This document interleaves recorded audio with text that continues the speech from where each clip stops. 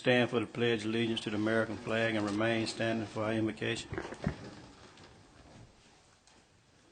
Pledge allegiance to the flag of the United States of America and to the republic for which it stands, one nation, under God, indivisible, with liberty and justice for all.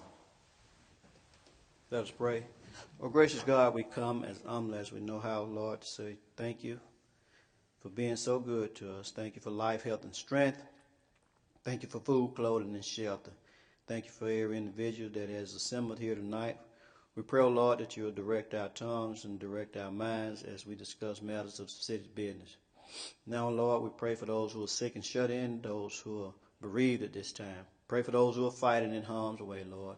Comfort and strengthen them, protect them, and be with their families. Then, Lord, when this day is over, guide us to our destination safely. We give you the honor, we give you the glory, we give you the praise. Amen. Madam Clerk, we call the roll, please. Counselor Striplin? Here. Counselor Wood? Here. Counselor Brown? Here. Counselor Starnes? Here. Counselor Whiteside? Here. Counselor Bowles? Here. Counselor Boone? Here. I call this meeting to order. The character trait of the month is enthusiasm, expressing joy in each task as I give it my best effort. Good trait of the month. At this time, we have approval for the minutes from public hearing and City Council meeting July the 7th, 2015. We have a motion. We have a second. Second. We have a second. All in favor of approval of the minutes signify by raising your right hand. And those minutes have been approved. At this time, we have comments from persons present regarding tonight's agenda. Anyone want to speak on any item on tonight's agenda, please raise your hand. Come to the microphone, please. Mayor's not here. He's taking care of city business. We have a report on council on special committee. Councilor Striplin. No, sir. Councilor Brown. No, sir. Councilor Stearns. No, sir. Councilor Whiteside. No, sir. Councilor Bowles. No, sir. Councilor Boone. No, sir. With that, we'll have a report. City finances from the finance director. You should have the financial packet in front of you. It's for the month of June. The first sheet in the packet is the council revenue information. The revenue reports by group shows that year to date we were up 3.6%, which equates to $914,884.48. So it's very positive. We're running right in line where we should be. We've received 77.38% of our budget. And on the revenue side, we're 66.67% through the year. The next sheet in the packet is the tax breakdown comparison, showing the tax lines where we ended up. You will see the actual difference. The taxes, we were up 6.34% for the month of June. The next sheet in your packet is the expense report by department. Everybody's running right in line where they should be. As you can see, we're 75% through the year on the expense side, and everybody is right in line where they should be as far as their expenses. You will see overall we have spent 69.84% of our budgeted expenses at 75% through the year. The next sheet in your packet is the Wastewater Enterprise Fund income statement, showing it's a little bit off just because of the fact that of paying off the debt a little early, the SRF off early, but we've received 70.51% of our budgeted revenues and spent 89.27% of our budgeted expenses. And again, that's because of the prepayment of the debt. Next sheet is the Sanitation Enterprise Fund income statement. They are right in line where they should be. They've brought in 66.46% of their budgeted revenues at 66.67% through the year, and spent 70.72% of their budgeted expenditures at 75% through the year. The next sheet in the packet is the Judicial Special Revenue Fund income statement. They have brought in 63.53% of their budgeted revenues at 75% through the year, but they've only spent 49.13% of their budgeted expenditures at 75% through the year. So they're a little bit lagging on the revenues, but they're holding back on their expenses as well. The next sheet in the packet is the gas tax special revenue fund income statement. As you know, we do these once a quarter to kind of bring you up to speed on those. This is for April, May, and June. You will see that for year to date, we've brought in 78.52% of our budgeted revenue and 98.55% of our budgeted expenses. That's mainly due to the way we budget construction projects. Instead of, say you have a $2 million project, but 75% of that project is matching funds, you know, we're actually going to get those funds back. All we budget is the 25%, the actual cash that we're going to have to come out of pocket and we're not getting back. That keeps the budgets from looking astronomical and looking expanded. The next sheet in your packet is the capital projects fund income statement.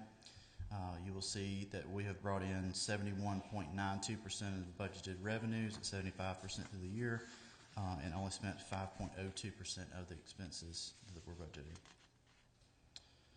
The next sheet in the packet is the group health fund income statement for April, May, and June. One thing that you will notice, I want to bring your attention to, for the month of May, we skipped making the transfer over. It was just an oversight. We caught up first thing in June. So that's the reason you'll see there was a dip in the amount of revenue for the month of May, and you'll see that the cash balance dips pretty drastically for the month of May. But we're back on track for them. Over the year, they have lost $292,661.57. We are watching that very closely, and we're right now in the budget for this next year, we're budgeting putting more per individual on the city side, putting more in per individual for this next budget. The next sheet in the packet is the bank account balances report. The total of all city accounts as of June 30th, 2015, $19,227,262.19. And then the last sheet in the packet is the accounts payable and debt balances as of June 30th, 2015. The total of all city debts, $41,019,862.66. Thank you. But does anyone have any questions or comments for Ms. Mosley? Yes, Ms. Mosley. I know we have our big debt payment coming up in October. Do we have cash on hand to pay for that? We do. Thank you. Thank you. We appreciate you, Mr. Mosley, getting these to the council members in time so that they have an opportunity to look over them and get the questions answered prior to the meeting. Thank you. This time we're going to our agenda. We do have a consent agenda tonight. We have 7 items on a consent agenda. 7 items. Item number 1 is a resolution to declare various weedy lots to be a public nuisance and order their abatement per Title 11, Chapter 67 of the Code of Alabama, 1975, as amended. Number 2 is a resolution to set a public hearing to declare various weedy lots to be a public nuisance and order their abatement per Title 11, Chapter 67 of the Code of Alabama, 1975, as amended. Number 3 is to reappoint David W. Lewis to the Industrial Development Board. Number 4 is a resolution to reappoint Malcolm Major Smith to the Industrial Development Board. Number 5 is a resolution to reappoint Richard Q. Williams to the Industrial Development Board. Number 6 is a resolution to reappoint William T. Tracy Alexander to the Industrial Development Board. And number 7 is to grant a retail beer off premises only and retail table wine off premises only license to Quick Shop Stores Incorporated, doing business as Quick Shop 132. Do we have a motion to place these 7 items on a consent agenda? So moved. We have a motion. Do we have a second? Second. We have a second. All in favor of placing these items on a consent agenda, signify by raising your right hand. Consent agenda has been adopted. Do we have a motion to adopt the consent agenda? So moved. We have a motion. Do we have a second? Any discussion on any of these 7 items on the consent agenda? All in favor signify by raising your right hand. And that agenda has been adopted.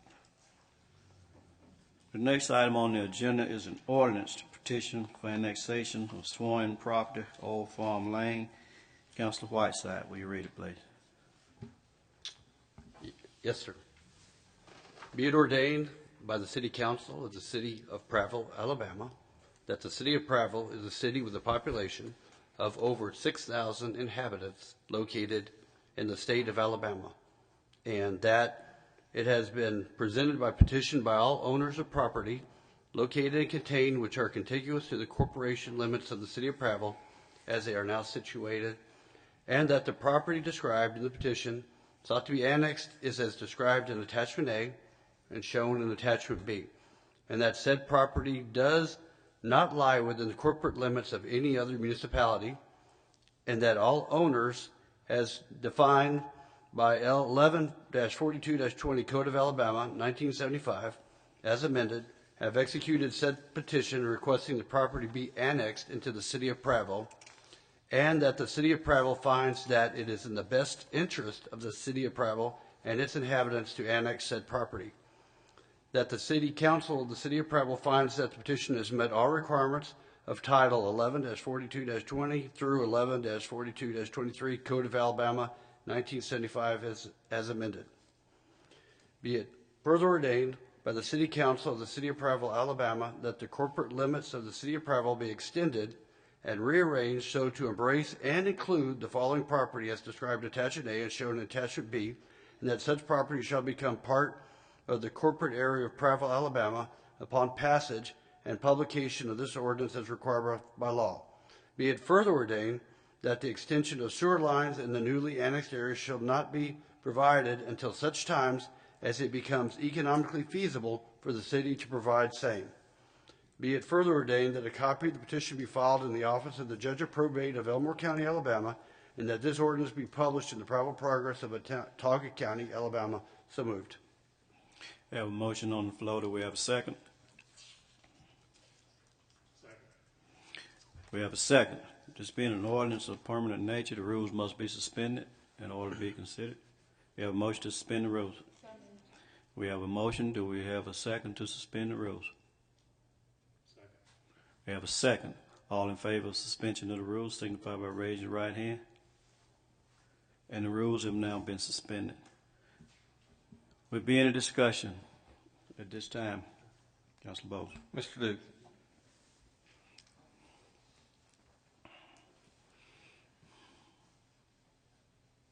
When we do this, what is the zoning of this property going to be? Okay, this property will have to go through a process to be zoned. So at this point, it will not have one. Okay, so all we're doing, we're just simply annexing in, and then it goes back before the zoning board, correct? There are a couple of items, or a couple of ways this can proceed. You, at a previous council meeting, heard a petition that had been through the Planning Commission and had been recommended for a zoning of R4. When that appeared on your agenda, I believe that item was tabled, maybe been tabled indefinitely. Of course, that means that it is possible to bring that back off the table. Now, that may be something that the applicant wishes to pursue, maybe not. It is likely that the applicant will go back and ask the Planning Commission kind of to start over and look at a different zone, since that seemed to be an issue with the council the last time. If they don't proceed within a reasonable time period, then we will bring it up with the Planning Commission to recommend a zone to the council. Thank you. Any other questions from council members? Thank you, Mr. Duke. All in favor of adoption signify by raising your right hand. And this ordinance is adopted. Next item is an ordinance also. Petition for annexation of Hendricks property, east end of Vintage Way. Councilor Boone, will you read it, please? Yes, sir.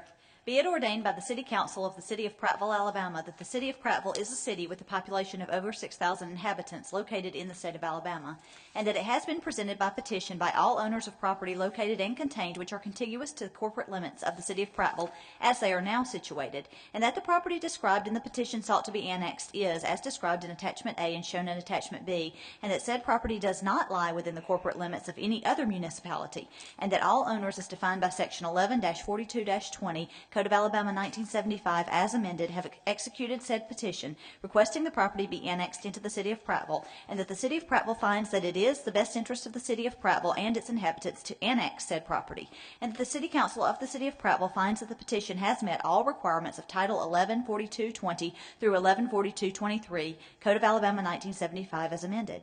Be it further ordained by the City Council of the City of Prattville, Alabama, that corporate limits of the City of Prattville be extended and rearranged so as to embrace and include the following property as described in Attachment A and shown in Attachment B, and that such property shall become a part of the corporate area of Prattville, Alabama upon passage and publication of this ordinance as required by law. Be it further ordained that a copy of the petition be filed in the office of the Judge of Probate of Watauga County, Alabama, and this ordinance be published in the Prattville Progress of Watauga County, Alabama. So moved, Mr. President. We have a motion on the floor. Do we have a second? Second. We have a second. Suspending the ordinance also, the rules must be suspended unanimously in order to be considered tonight. We have a motion to suspend. We have a motion. Do we have a second? Second. We have a second. All in favor of suspension of the rules signify by raising your right hand. The rules have now been suspended. Will be any discussion on this item? All in favor signify by raising your right hand. And this ordinance is adopted.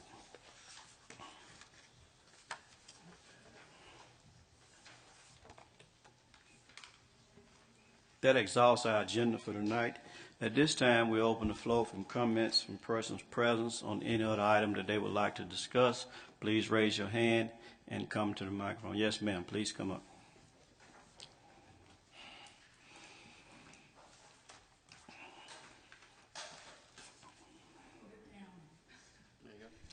My name is John Lee Finnegan. I live at 211 Deer Trace.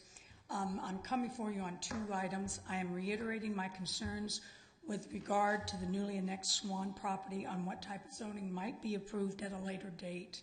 I spoke at the June 2nd council meeting about my concerns when the R4 multifamily was being considered for this property.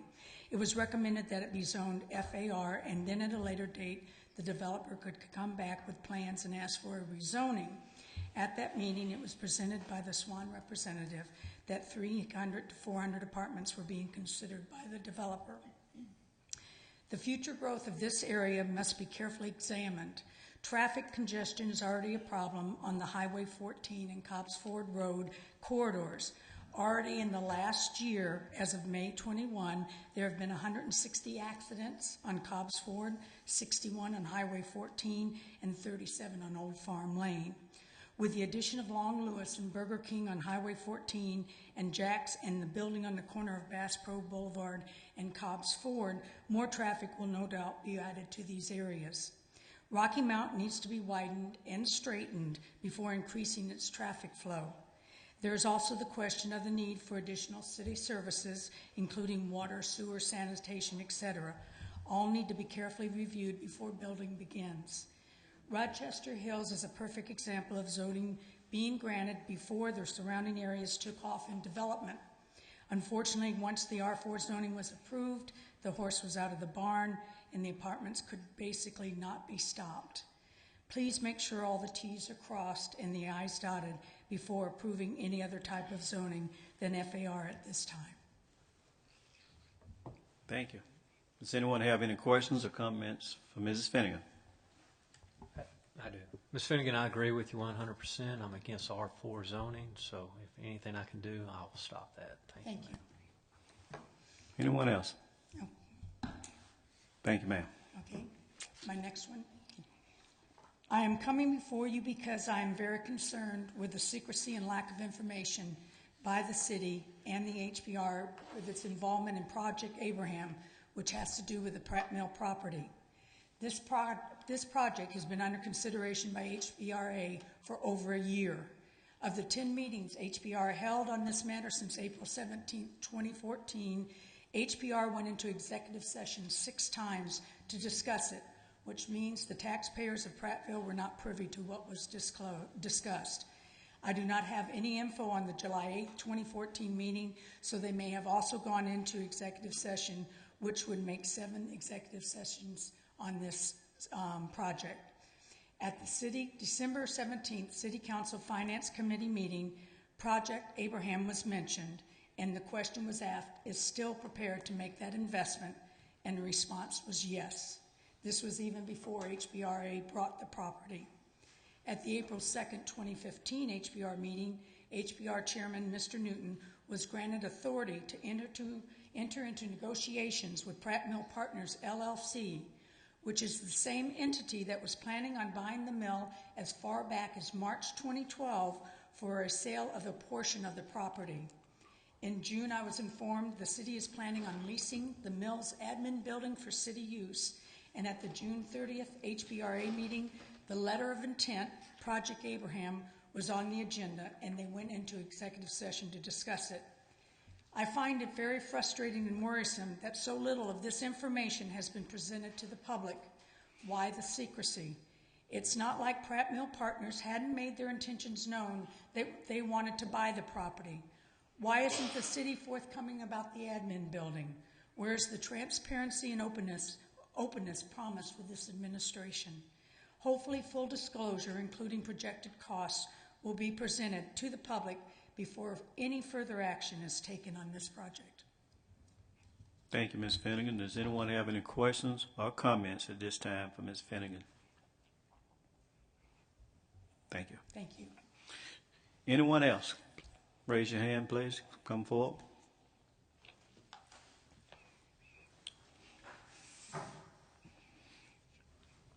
We'll have closing comments. Councilor Striplin. No comment. Just like to call a sanitation committee meeting for Monday, July the 27th at 9:30 a.m. at the annex, provided it's available. Thank you. Councilor Brown? No, sir. Councilor Starnes? No, sir. Councilor Whiteside? Just wanted to add on Founders Day, went to that, and it was really great. I think Laura Lee did it for the mayor and did an outstanding job. I learned a lot. Just thought I knew a lot about the history of Prattville, but going there and seeing that, getting out with all the people there and enjoying the refreshments, it was a really great time. Thank you. Councilor Bowles? No, sir. Councilor Boone? No, sir. Thank you. Thank you all again for coming. As always, again, thank the department heads and all of the employees as well as this council for what you're working toward doing, and that's trying to make the city better. Encourage you to continue meeting with your committees. There are a lot of committee meetings, as you have seen Councilor Striplin call one tonight prior to these meetings to kind of help them go a little smoother. Again, thank you for what you do. I also would like to announce that the North Highland High School reunion is being held this week. It's a very important event, so I'm going to ask that the areas of concern on MLK and surrounding areas in North Highland Park is very, decent shape. This is a very large contingency of people. They come here every year. They'll be having a breakfast on that Friday at the junior high school that used to be North Highland High School. So we look forward to welcoming them and let them see that the city is doing well and looking well. With that being said, next council meeting is scheduled for Tuesday, August the 4th, 2015 at 6 p.m. Do we have a motion to adjourn? Motion. We have a second? Second. We have a second. All in favor of adjournment signify by saying aye. Aye. We adjourn.